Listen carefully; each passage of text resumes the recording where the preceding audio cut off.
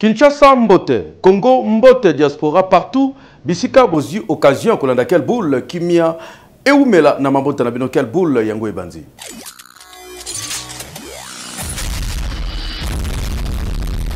Tofongola quelle boule ya lelo na audience oyo mokonza mboka Félix Antoine Tshisekedi Tshilombo accorda ki bongo na secrétaire général adjoint ya Nations Unies oyo soki para bongo na makambo etali paix pour na babeta situation sécuritaire ya RDC boyebi ke kuna guerre ezali ko continuer.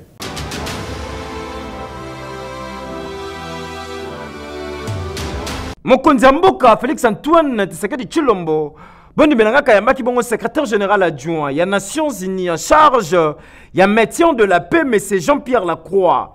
Ayambaki awa na kati ya masolo na bango mingi ezalaki basé pour la situation sécuritaire. Il y a République démocratique du Congo. Oyo bazwaki tamingi ya ko discuter particulièrement na ba fort nyonso ya ko luka ba hostilité nyonso. Et si là, peut surtout qu'on continue dans le processus diplomatique pour nous toujours kimia na makambo nyonso Oyo, République démocratique du Congo a traversé surtout dans la période de Oyo. Simba Peyeba que secrétaire général adjoint, il y a Nations Unies na mokonza mboka Félix Antoine Tshisekedi Tshilombo, mais insisté mingi surtout dans les kabetali respect et intégrité territoriale, il y a République démocratique du Congo. Nous avons une plateforme aujourd'hui sur la base de laquelle nous allons travailler, c'est la résolution 2773 du Conseil de sécurité qui a été adoptée à l'unanimité et qui contient un certain nombre de messages très importants s'agissant d'abord du respect de l'intégrité territoriale de la République démocratique du Congo, s'agissant de la nécessité que les hostilités cessent et aussi la nécessité que soient mis en œuvre les engagements qui ont été pris dans le cadre des processus diplomatiques, notamment le processus de Luanda mais aussi celui de Nairobi. Tokatsa na ngambo ya Congo Brazzaville, kuna président Denis Sassou Nguesso yambaki bongo délégation ya Senko na SCC boyebi ke bango bazo poursuivre toujours masolo na bango ya koluka dialogue et salema oyo ya ko englober bato nyonso tozwa ba détail na commentaire oyo.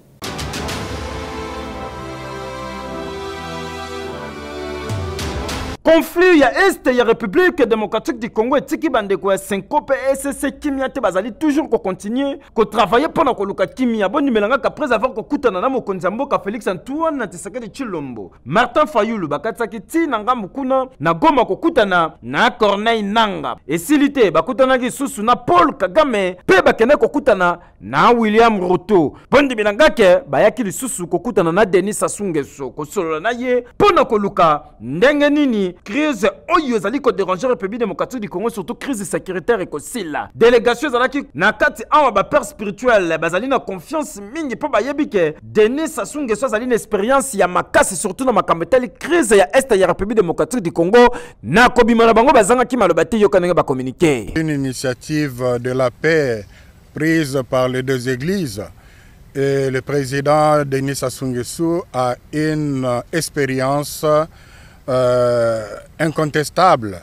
Il est la plaque tournante de la réconciliation en Libye. Il a joué un grand rôle dans le conflit en RCA avec le Seleka.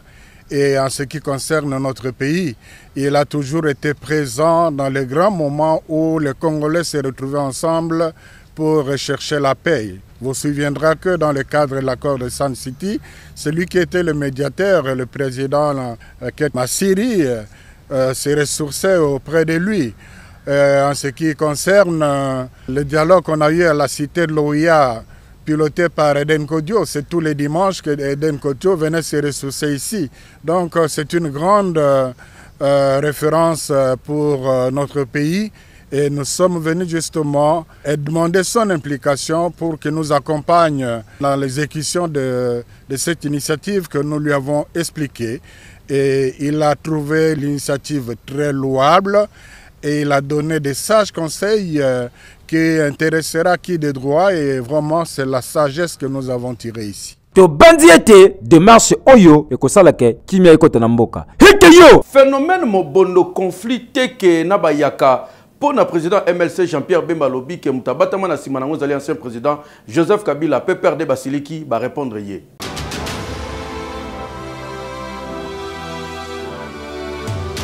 bandeko ya PPRD bayeli Jean-Pierre Bemba balobi tente papa makamni yo kenda lo bakuna esengeli boyeba ke Excellence Jean-Pierre Bemba azali bongo ministre transport na message na kende ko sala kuna na grand bandundu ayebisi bana bandundu boye makama mobondo bozomona boye mutazana sima nango Joseph Kabila bata PPRD balobi tente biso da makama kanga munoko esilaki Joseph Kabila lobaki yango soki mutalobi no zongisa bakangi munoko te ba ko répondre na communiqué yango ba rappeler excellence Jean-Pierre Bemba balobi papa histoire mobondongo bobosani tonini makama mobondo banda un certain le 10 juin 2022 nyeso bozo sala wana eza manipulation pe instrumentalisation ya vérité et si yebani ke bat bazali responsable ya makambo ezali gouvernement po phénomène mobondo e bandi bongo na 2022 tala makambo nyeso bakomi yango ndefanyo wana kati ya communiqué kutu bata PPRD balobi bango nde bazawana ba saisir déjà plusieurs organisations nationales pe internationales pour na banquette à approfondir salema na likambwana pour na bango jikaka aza maboko pembe donc monsieur Jean-Pierre Bemba makambo lobaki eza lukuta wana selon PPRD. Depuis l'occupation armée rwandaise na Goma, que plus de 8500 personnes sont déjà enterrées. Et ça qui bon na briefing oyo na docteur Kamba oyo qui parabon na santé et République démocratique du Congo baloba qui en devant ba journaliste boza ba détail na commentaire oyo.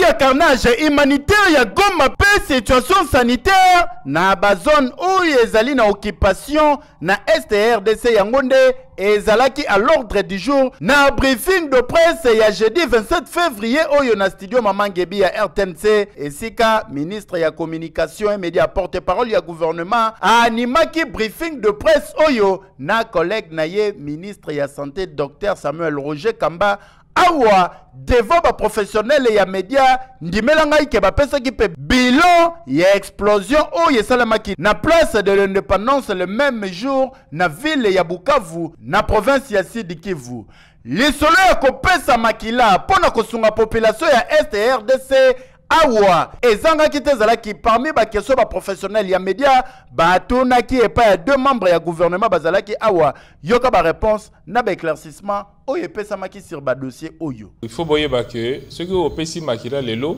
makila on a toko bombango 35 jours. Toko bombango 40 jours te. Deuxièmement, ce qui est aussi tobi misi yango na ba frigo. Il faut ça là 3 jours et ko ça là 4 jours te.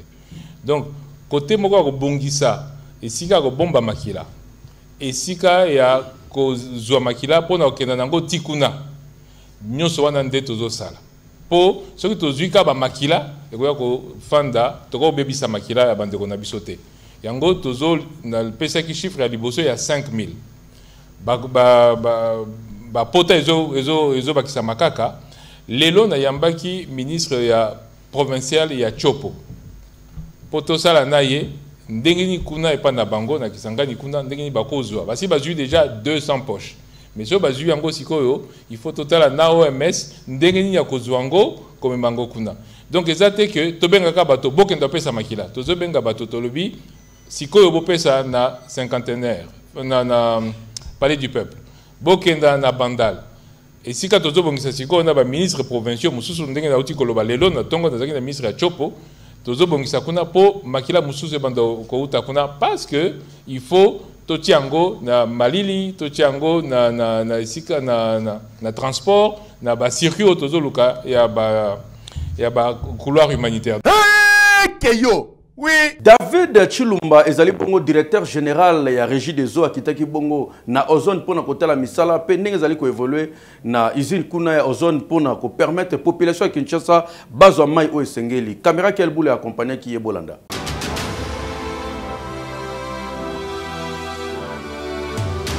Ah oui azali déterminé ya ko résoudre problème ya passe ya mai na République démocratique du Congo yenani les DG les plus compétents David Chilumba bakiselaka ye la compétence au service de la nation potala bino moko asali descente awa na usine ya régie des eaux ya ozone. Objectif ezali bongo kotala fonctionnement ya deuxième module ndenge ezali kosalema depuis mise en service na yango kaka ndenge bozali komona. Ayambami kitoko l'homme qui maîtrise la matière azali kotala pe asololi na batu nyonso basalaka awa sur fonctionnement ya deuxième module oyo. Bokanisi esili ten bino moko boyebi ke ville province ya Kinshasa kala mingi te makambo ya mai yo boye ezala lisusu te po déjà régie des eaux azwaki ba disposition po na kotia batiyo oyo ko permettre bongo ba mai comme la population tina bandaku na bango des districts mokoka oyo bakobanda bongo ko bénéficier nanu na projet oyo ezali lukunga pe district ya Funa. Misala tokomi na 80% de réalisation avant la fin de cette année tokosilisa misala nyonso ya usine ya ozone elongi koloba bongo tokozala na mai mingi ya kopesa encore près de 2 millions de personnes bazwa mai na kati ya ville province ya Kinshasa. Nazali kosenga sikoyo tofuta facture. Bosalisa biso tosalisa bino. Soki ofuti te makoki ya kosomba kisi ezali te. Soki ofuti te makoki ya kosomba tuyo ezali te. Soki ofuti te makoki ya kofuta ba travailleurs bazali kokamba mosala ezali te. Misala nyonso ekotelema. Tosengi bino ozwi facture na yo kende kofuta. Papa mama ndeko ya Congo tika na yebisa bino na histoire ya régie des eaux tozwa na biso ba DG kasi David Chilumba la compétence au service de la nation azali ko marquer époque na ye po na dynamisme surtout sens ya pragmatisme oyo azali na yango po na kopesa population mai en quantité pe en qualité boyende ezalaka. Plus de 247 Koulou n'a pas présenté une opération Nobo devant le ministre et intérieur Boebi que vice-premier ministre Chabani Yemoko azala ki ona pona ko tala mosala o la police ezali ko sala.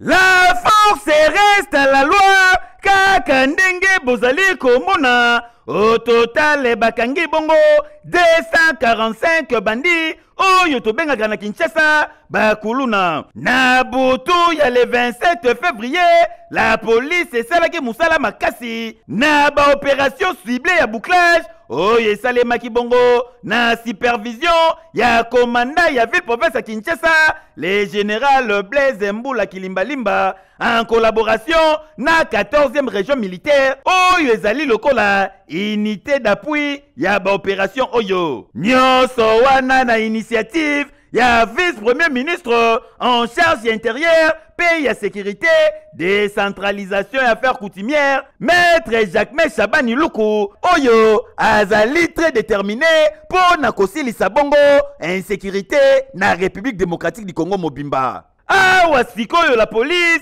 ezali bongo ko présenter bakulu na nyoso et pas ya vice-premier ministre, ministre intérieur, maître Jacques Chabani.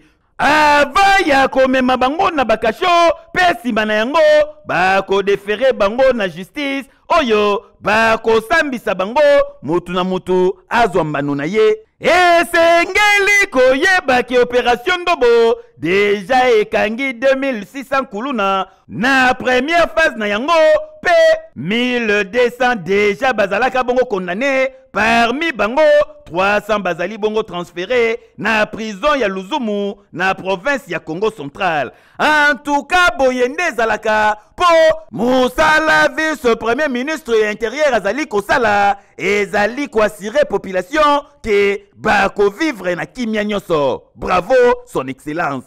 Ekei tomesana na huile na kombo ya Body Luxe pe pomade Vestiline eza ba pomade ya kitoko kosalela huile Scala nyoso zali ba produit ya Chryslo Papotai tomesana tosalela yango pona santé surtout suki ya ba mama ezala kitoko.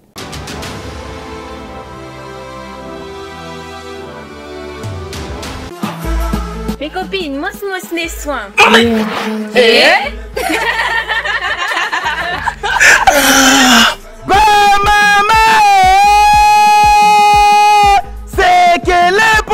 kokweyisa papa mayanga ezali bongo baproduit ya Cristal papotai lokola Vestiline pomade oyo ezali adapté pona basuki nyonso ezala suki naturel ezala suki ezali défrisé surtout esilisaka bongo solo na mutu soki mutu na yo elumbaka solo binsampala basangisa na bimpuka tika na yebisa yo Vestiline pomade ezali kosilisa yango ebongo scala oil na ba parfum na yango nyonso po na kongengisa kabelo ata kabelo na yo ekomaki bipika bazali pe na bodylux po na ba mèche na ba plante synthétique bokanisi esili ten glycéline bodylix ezali kotia nzoto sembe esilisaka na mabiata na makolo baproduit ya Cristal papotai okozwa yango na Kinshasa na Shine Kin na Bokassa to pe na Avenue du Commerce to pe okoki kobenga bango na plus 243 99 21 29 117 to pe na 97 055 52 98 oza mobimba ba produit nyonso ya Cristal papotai kweyisa papa mayanga ekeyo oui nzambe na ngai basi bonzenga. Miss Reine Africa ezali bongo mokolo ya le 8 mars oyo na Molenbeek na mboka Belgique kune koina mabe na Bruxelles papa maman ndimela ngai basoirée ko kozana ngo belé mais ya qualité ya classe ya bien ya batu ya solo kende bongo soirée oyo biso tozali ko orienter bino et koinda mabe comme invité vidéo kozala wana lokumu ya ba maman avec Miss Ne ekozala à la soirée.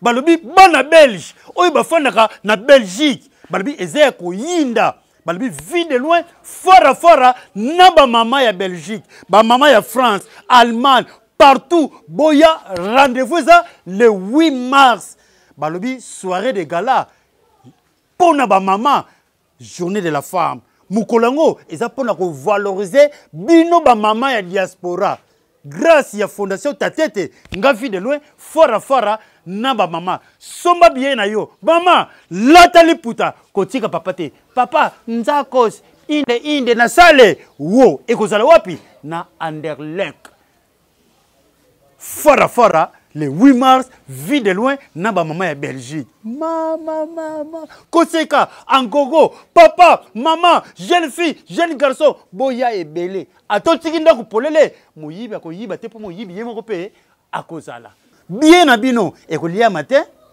nde ekosunga ba orphelinat ya bandeko na biso na Kisasa ba cadeau pe ezanga te et puis ekozanga te très amusant fondation Tatete c'est très amusant et très mignon c'est baza fantastique ayuna alors que ateyaki na ye na église na ye mateya depuis 2019 Francis Ngawala azali bongo mosali ya nzambe mateya na ye atalisaki ba comportement oyo ezalaka na bekolo na biso na République démocratique du Congo bangala baluba baswahili na bakongo amemi ngambo nani asali manipulation lelo et comme problème par rapport à la situation est pasteur Francis Ngawala aleli.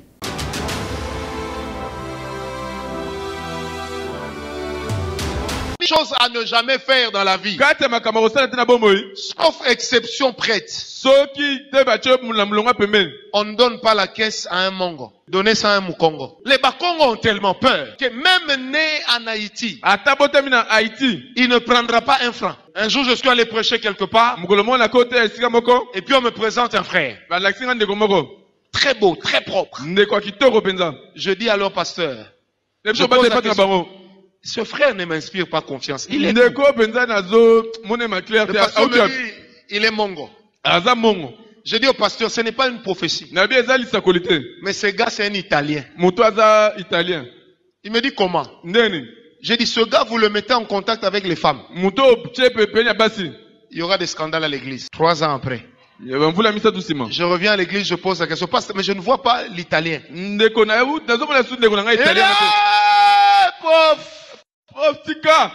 On a grand italien. Je me suis rendu compte qu'il continuait toujours à être mongo. Ça veut dire, les choses de chez eux vivaient encore en lui. Les gens de l'Est sont d'une hypocrisie incroyable. Même dans l'église, ce sont des gens hypocrites. Je fais cette vidéo avec un cœur très lourd parce que je vois ce qui se passe dans les réseaux sociaux, également dans les mondes politiques, avec une grande récupération de 30 secondes d'un enseignement d'1h27 prêché en 2018. J'ai vu comment les gens ont découpé cette vidéo pour nous faire passer pour des tribalistes et consorts. Je tiens à préciser, bien aimé, que lors de cet enseignement, nous étions en train de parler sur nos différentes tribus, nos différents peuples et même sur les nations environnantes. Nous expliquions comment est-ce que, pour avoir sa délivrance, des fois il faut reconnaître par quoi est-ce que le diable est capable de passer pour nous atteindre. Et qu'en luttant contre cela, ça nous permettra de pouvoir aller vers notre délivrance. Bonzi Melanga lelo na Congo winner ekangi masolo. Beta talisa chance yo poko ma millionnaire franc congolais tambo na maboko nao.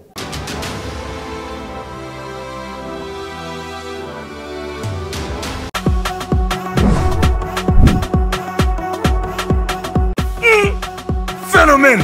Na sali déjà calcul. Ba match à lelo très facile. Nazo parier na winner. Hey, utari aide.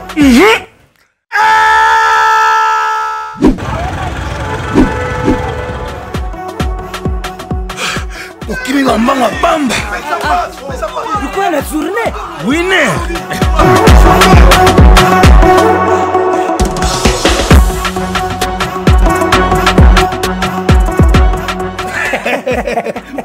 Ça c'est winner.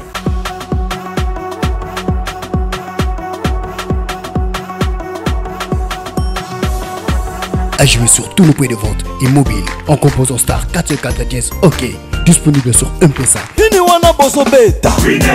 Keba na ba discussion na couple tant vous allez ko soit na makamsu za mama olobate pe ko memangambo. Mama na papa bazo soit na kanda wana mama lobi na papa ke d'ailleurs kutu mwana ngo arane mwana ote. Na kanda na papa bomi mwana mobali ko kamwa.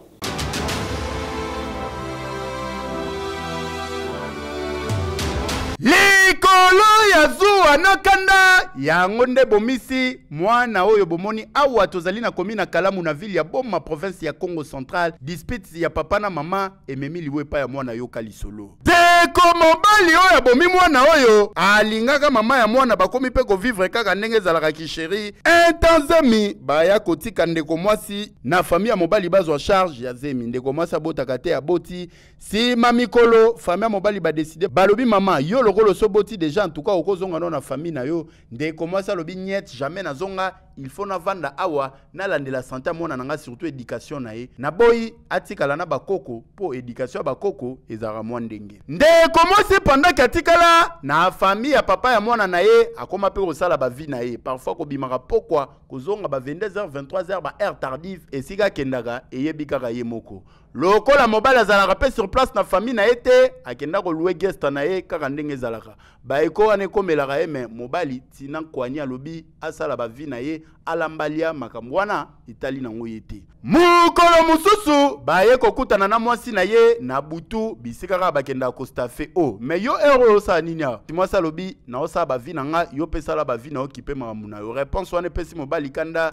bitutu ebandaka te bitumbe bandi na se ya kobeta wana mwasi alobi obetanga pe bo d'ailleurs pe kutu mwana ngo azalaka ya yo te motema sanduku mobali azwa abomba likambo wana eye koleka mikolo tango mobali ake na famille na ye boye lokola pe selo ba information balobi ke mobali azalaka ne kuluna akebo akende koluka eloko kolia bayebise biloko kolia lelo ezate d'ailleurs mama mwana na wazate petite sœur na ope azate po bango nde mbazaki censé balamba na kanda wana mobala bani ko panza biloko nyonso tuna ndaku intenta la boye mwana ngwa lekani yo po ye d'ailleurs kutu bayebisanga kozaka mwana ngate bakoselanga zemi azwa tombola mwana abambie na ses premier tour tomboli abambie na ses deuxième tour mwana kao azoningana te azobouge te mobali asimbi nzelaki mama ya mobali azotala mwana boye mwana azoningana te azolobeloko te bameme na hôpital boye mama boye ne bembe mwana si akufi situation oyo epesi pasi na ndenge ya kosakana te kobanda na ye moko mama ya mobali papa ya mobali bandeko nyonso to mobali na mama ya mwana tula mwisi ya zaza mutu atikali komona na zate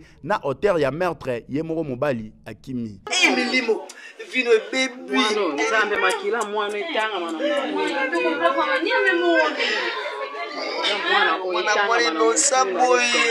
situation pesi komona mwana kitoko boye akufi lokola baje nyonso yo likolo ya biswana to pe responsabilité ya papa na mama oyo ezosenga implication ya justice s'imprégner na dossier oyo pe mobali oyo azali auteur ya meurtre à répondre devant bafe na ye po e anormal te atamuki keyo oui kosomba ba porte ba fenêtre biloko nyonso qualité ya aluminium salela Jafar Alu.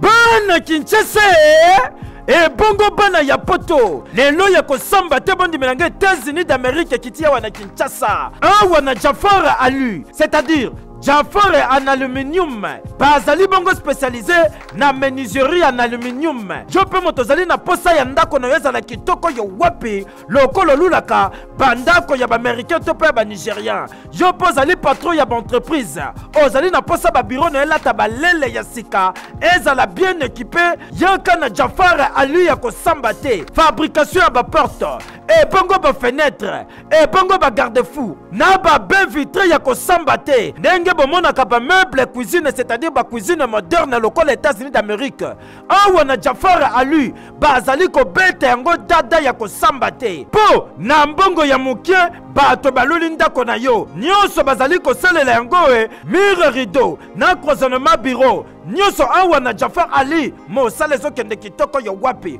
bana Congo bana poto États-Unis ekiti na kati ya Kinshasa lelo na eko présenter bino Jafar Alu tozo fabriquer biloko nyonso en aluminium pona banda kuna bino na ba bureau tel que ba porte ba fenêtre ba garde-fou ba mur rideau ba meuble ya cuisine na cloisonnement ya ba bureau pona ko pesa valeur pe beauté ya banda kuna bino bosalela aluminium ya qualité na lobi bien aluminium ya qualité na Jafar Alu. Tena, quand Kandengo moni dépôt na atelier zali bien équipé. Tunanga nini opesi kaka mbongo na yo, kaka na mbongo wana transport ya matériel eza na kati. Ba ye ngoti na kati ya chantier waso. Okani Cécilie tete ba bandi pe ko poser tala elonga yenga ye. O tuninga adresse zali place ko bunga te ezomi na avenue Saint-Christophe numéro 1439 référence OVD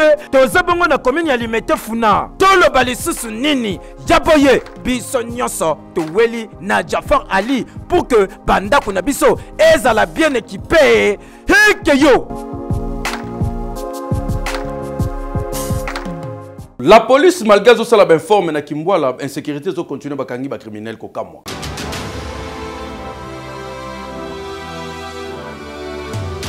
Bana mibalo bozali komona bafandisi bango na seboye mibale bazali ba criminel na ko sakana te bango basala ko opération na bango na minduki bakendaki bongo na Limete na 4e rue vers ba 2h du matin et si ka bakende ko sala ba désordre na bango na sima ya parquet ko kamwa kasi lokula la police azalaki informé babandi ko filer bango bandi ko filer bango bazaki 5 au total mibale tout la mwisi ya zaza misato batikalaki ba meka ko tcha tetita siboye pe mibale yo la police akangi bango ayena bango awa yo communication tozali pena mal à l'aise kaka na place oyo ndenge mokonzi commissaire provincial apesaki mitindo mpo bakonzi na biso babi pena kuluna leka te tobatela population na biloko yango bana oyo baza bana mabe awa moto alekaka te me lelo nzambe asalisi biso nde tokwei na bango totini bango na qui de droit ça musa nango.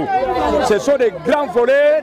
On va dire que tumitaka va menacer batu na toute catégorie. Mais la police, le quoi na bango ba kondi. Bango moko bazwa décision contre bato. En tout cas, Basseni Yaboye et comme il se répétait trop, awa na ville province ya Kinshasa, yango population bazali kosenga toujours na bakonza la police, baye banal ko renforcer sécurité et surtout ko lancer opération ya ndenge na ndenge pona ko traquer ba criminel na bakuluna oyo bazali ko tcha bango mal à l'aise. Kasi basengi ke bana mibalo mibale et sengal ba sibir guerre ya loi pe baninga na bango bakimi ba monana de façon que balapa pour basa la suma kamba boyete. Tala mundu ki bando sa na opération ko kamwa. Keyo. Oui. Au quartier Sili, Tintin, page rose à l'autre, tu as souhaité excellent anniversaire na monsieur Zola Mafuta Jean. Oh, il y a célébrer anniversaire na ye ezali mokolo esengo parce que Fondation Galois Zoka na madame Idaline Mafuta bangonde bazali ko sala plaisir na ya bangonde ko na famille pour nous permettre na monsieur Nikan Saint-Louis Zola Mafuta a célébré anniversaire na Kitoko. Que du bien, que du bonheur pour Nayo, monsieur Zola Mafuta Jean Nikan Saint-Louis, joyeux anniversaire, Nzamba Pambola yo, Abaxelo ya Mingi, Polelo et Zamo Kole Sengo, champagne et Kokoule à flot.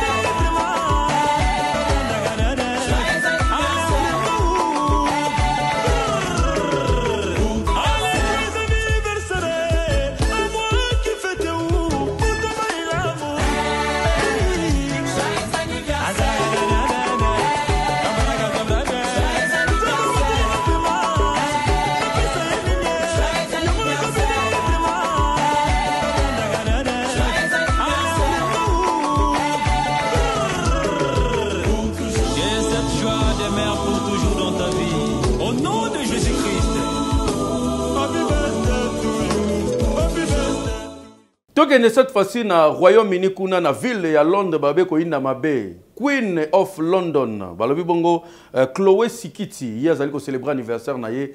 Que du bien, que du bonheur na yo, moi si kitoko wapi lenge wapi. Ya ko sambezate e ko ina mabe champagne ko couler à flot. Que du bien, que du bonheur, Chloé Sikiti, joyeux anniversaire.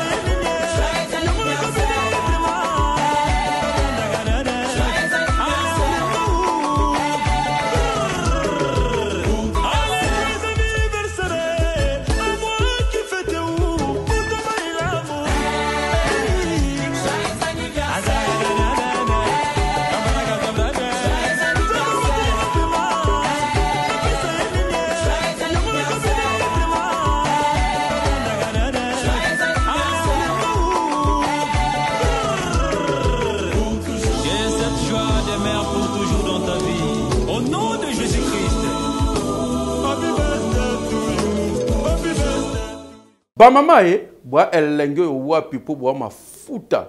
Bongo te papa tala bien. Mafuta yo wapi. Eke yo, oui.